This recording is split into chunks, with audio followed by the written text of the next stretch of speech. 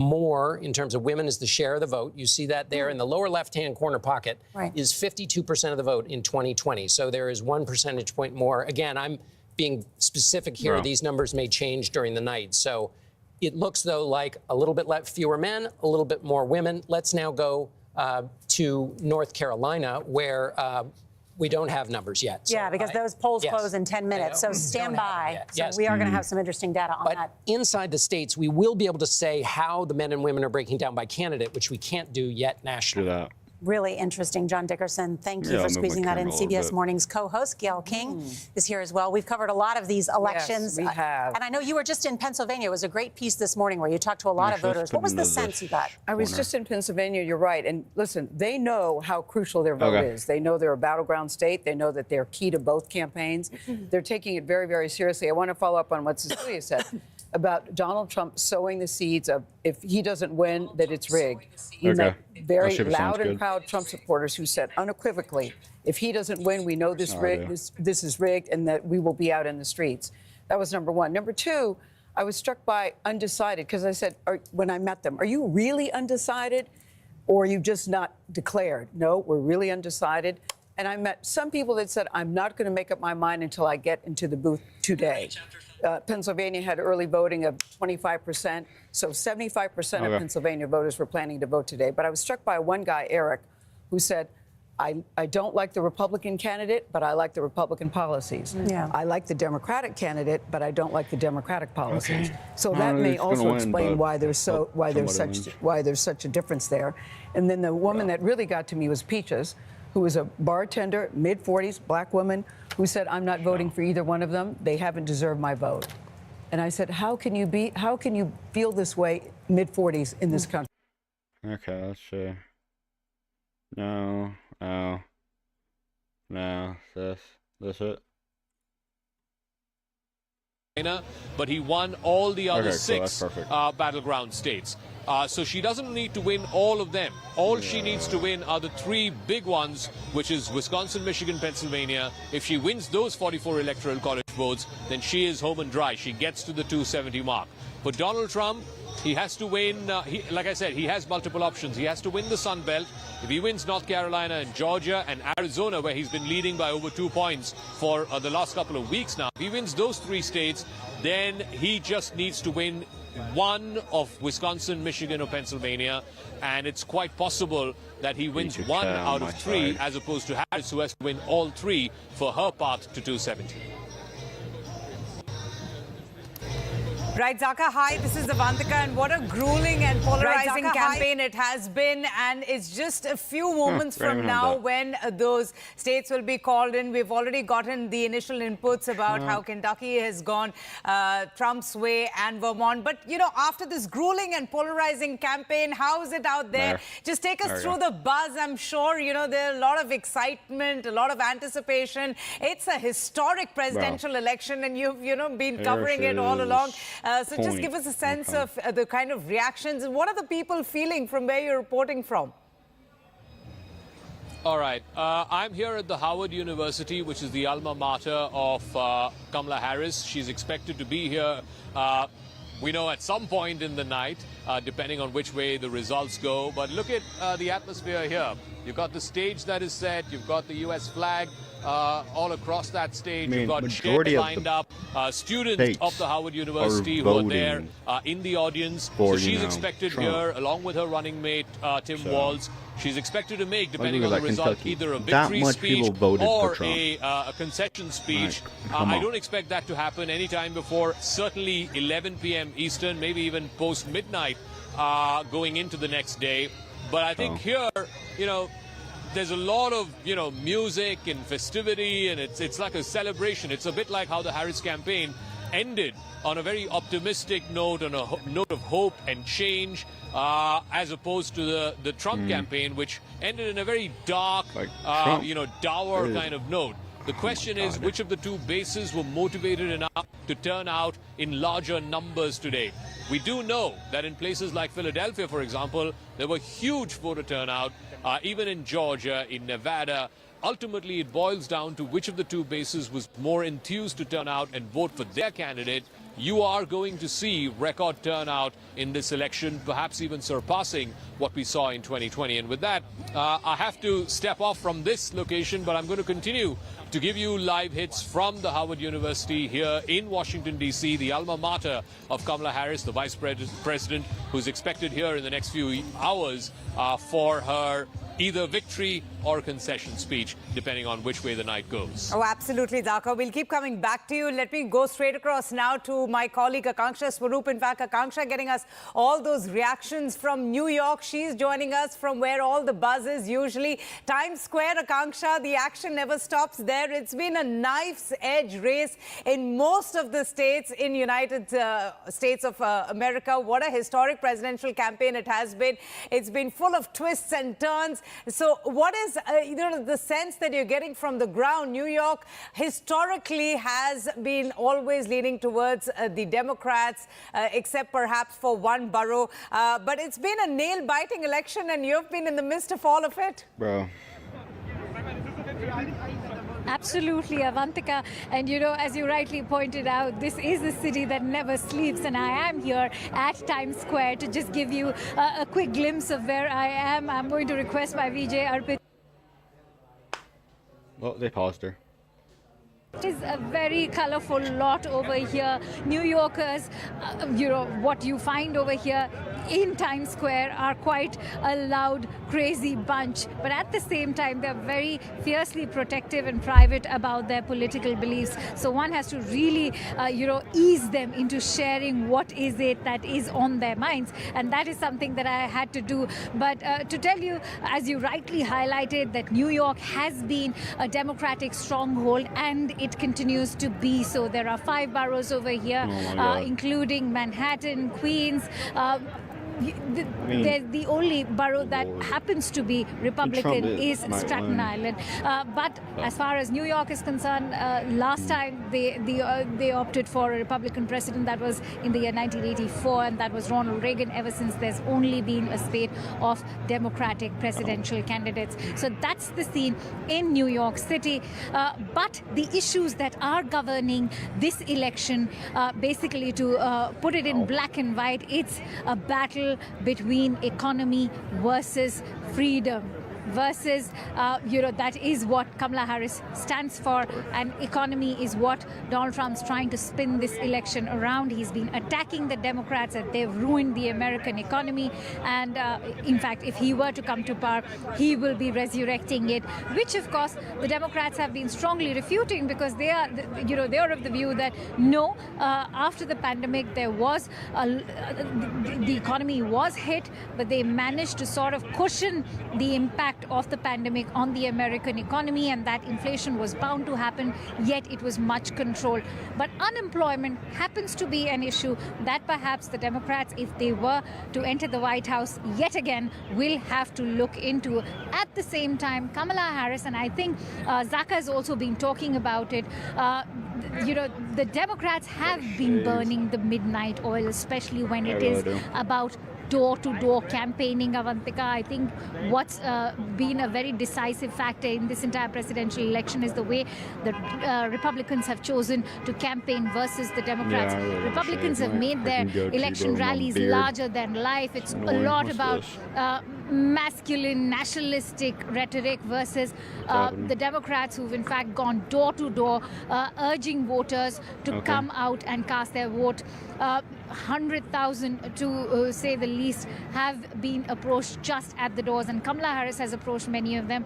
So I think you know, the Democrats have really hit the ground running, and will that sort of translate into votes? We've been talking about the swing states, namely Michigan, Wisconsin and Pennsylvania. Pennsylvania, of course, as I've also been saying, will be the kingmaker state, but let's not negate the role that the Southern Belt states will also be playing, like North Carolina Carolina and Georgia, because if Kamala was to lose out on either Michigan, Wisconsin, or Pennsylvania, she could make up with North Carolina and Georgia as well. You know, but New York, interestingly, Akanksha, is not a typical swing state, yet it plays such an important role in deciding the outcome and also deciding the winner as well. You were speaking of issues. I remember during your interactions, a lot of people talked about the high food prices and housing prices as well. Does that remain a pertinent point in New York City and also for the people of New York? Yes, economy is a pivotal issue during these U.S. elections. But if we speak of New York, what are some of the big issues that are in the voters' mind when they go and cast their vote? I think, this is what Donald Trump would like, to attack Kamala Harris and her supporters for calling them woke. He's almost used it like an abuse throughout the entire campaign. But I would say, and I'll say it very proudly, that this is a lot. New Yorkers are very aware, politically correct in their beliefs. And you may call them woke, and perhaps they are, when not just women, even the men in New York say that they stand for reproductive freedom of women. I do think that that is what New York stands for. New York stands for freedom of choice, freedom for press. That's everything that I also got to hear when I interacted with voters today. Mind you, CNN News 18 was the only Indian English news channel to be gaining access to a US polling site, and we did have one in Manhattan, and every voter was turning out, whether men or women. They were voting blue, and the reasons why they did so, because New York happens to be the financial capital of the United States, and it has a cosmopolitan lot. You have immigrants, not just, the Hispanics or the Middle Easterns. You also have immigrants coming all the way from Southeast Asia, from South Asia, from the Latin American nations. So they want that New York should belong to everybody, and there should be no divisive rhetoric, and that everybody should be treated equally. I went to Chinatown yesterday, and this is what the Chinese immigrants were also talking about, that they do feel discriminated against, and that is something they don't want to face. And that's something Kamala Harris has time and again assured. She's talked about bringing in jobs for immigrants. Will Donald Trump be able to do the same for the immigrants that comprise, almost a majority of population in the United States? Is something we'll have to see, because you see, Donald Trump's been making an outreach, particularly to the white American voter, especially the evangelical ones.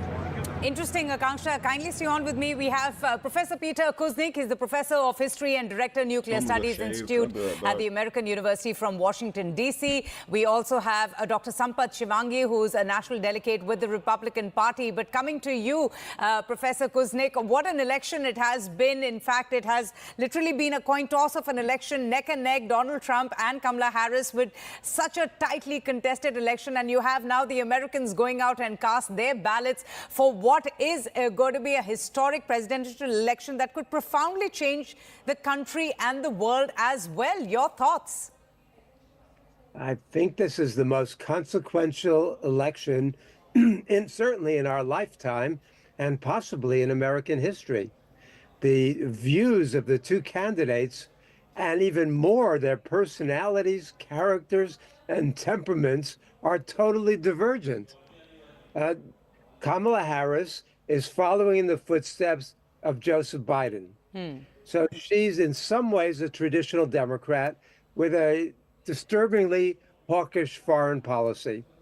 Donald Trump is a different kind of politician.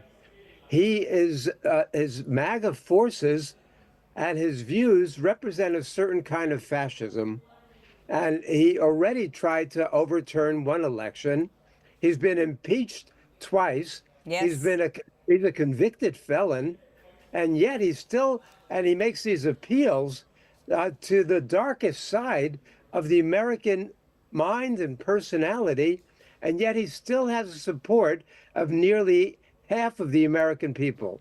It's a very, very strange election, and it's not a country that I really recognize anymore. Maybe they don't believe that he's as fascist as he is, or as he has been, but there's really no excuse for that. And so the consequences of this election are going to be enormous. I'm not a huge fan of Kamala Harris, but when I have to choose between a warmonger and a traditional Democrat on domestic policy and a Donald Trump who is so far beyond the pale of what used to be considered traditional American politics, Right. You have to support Kamala Harris. Akanksha was making very good points about the electorate. Now, clearly, she has an enormous following among women, and especially younger women. According to the ABC News poll, she was up 40 points among women under 30. He has a big following among men, and especially younger men. So, they're appealing to different constituencies. His campaign is a campaign of grievances in which he threatens that as soon as he's in office, he's going to wreak revenge against his enemies or the enemy from within. Her campaign has been much more positive. The message is positive. It's a unity message. But her campaign did get a bit bitter, in September, October, where she started emphasizing more on the negatives of Trump, calling him a fascist, a dictator, and how detrimental he would be to America. Because all that while earlier she was championing herself to be a women's rights leader, someone who stood for productive rights, someone who championed women's rights, and someone who stood for gender equality. Did you see that shift? Did you notice that shift as well? I think she was doing both at that time. She realized that the women's rights issue, and especially women's reproductive health, was her most popular issue. Also, she talks about the climate, and she talks about social justice issues. He doesn't talk about those things. What he talks about is immigrants, and he talks about immigrants impurifying the American blood. And he says these illegal immigrants and immigrants more broadly represent a threat to the American soul, and that they're criminals who are committing all these crimes. He also talks about crime in America being out of control. Now, and that's appealing to a certain kind of fearfulness, and also appealing, they say, make America great again. What does that mean? It means make America white again. They are trying to buck the tide of an increasingly diverse America. And she's a candidate who's part Indian American, and she's part Black American, and she represents that new kind of diversity. Most of Trump's supporters are rural Americans, all right, and that the old world that they grew up in is evaporating, and they're not able to adjust to that change. Right. Professor Kuznig, just stay on with me. We're just getting in the first election results. Trump has won Indiana and Kentucky on expected lines, and Harris taking Vermont as the first polls are closing in the U.S. presidential race. We also have a reaction of the Republican nominee, Donald Trump. Let's just listen into what he had to say.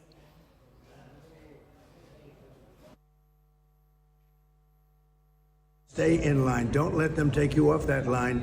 Vote. Stay on the line. They can't do anything about it. And vote. We're going to win it big. Thank you. Hi, Republicans. We're doing really well. If you're in line, stay in line. Don't let...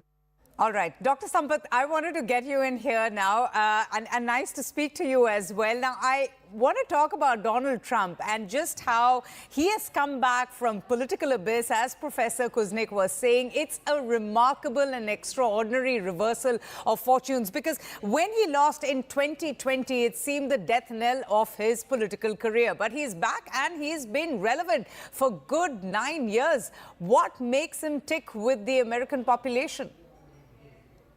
See, he's a tough president we had for 4 years. Now, he knows all the ins and outs of U.S. politics. He has grabbed it much faster than anybody can. And, he is doing this all his life, being top of the world in a sense, in the real estate or in the banking or anything he has done, he has shown his power that he can do it.